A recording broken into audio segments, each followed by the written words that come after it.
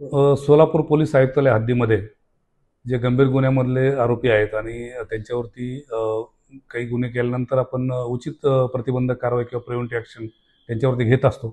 परंतु तरी देखील त्यांच्या वर्तनात सुधारणा होत नाही आणि त्यानंतर जर काही असे त्यांनी गुन्हे केले तर त्यांच्यावरती एमपीडी कायद्यान्वये स्थानबद्ध करण्याबाबत माननीय पोलीस आयुक्त सोलापूर शहर यांच्याकडून आदेश प्राप्त होतो आणि त्याप्रमाणे आपण कारवाई करत असतो.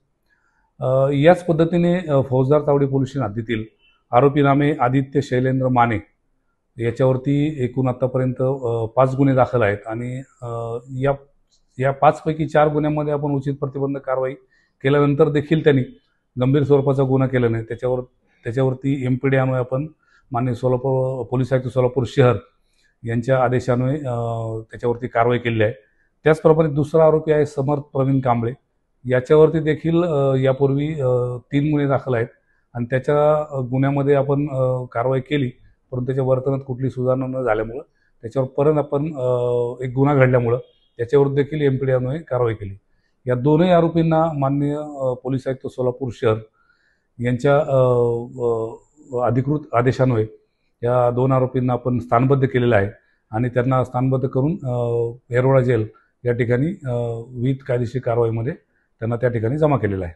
सर, या दोघांचे नेमके गुन्हे कोणत्या स्वरूपाचे होते? या दोघांचे गुन्हे आहेत की लोकांना जबरी दुखापत करणे, त्याचप्रमाणे धाकट दबाशा दाखवणे, त्यामध्ये खंडणीसारखे गुन्हे असतील किंवा काही घातक शस्त्राने मारहाण करणे आणि कॉमन पब्लिक किंवा आम जनतेमध्ये दहशत पसरवणे अशा पद्धतीचे गुन्हे करतात. त्यामुळे आपण याच्यावरती ही कारवाई केलेली आहे. दोघेही युवक दिसतात सर अगोदर डबलची कारवाई. हो, मी जसं यापूर्वी सांगितलं, यापूर्वी उचित आपण प्रतिबंधक कारवाई केलेली आहे. तरी देखील यांनी कारवाई त्यांचे गुन्हे केल्यामुळं ही पुढची कारवाई आपण त्यांच्यावरती केलेली आहे.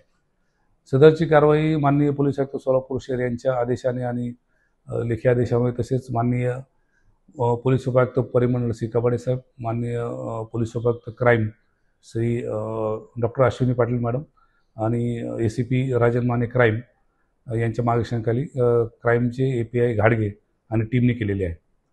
तसेच यापुढे देखील असे कोणी आरोपी या पद्धतीने गुन्हे करणार असतील तर त्यांच्यावरती याच पद्धतीने कारवाई केली जाईल.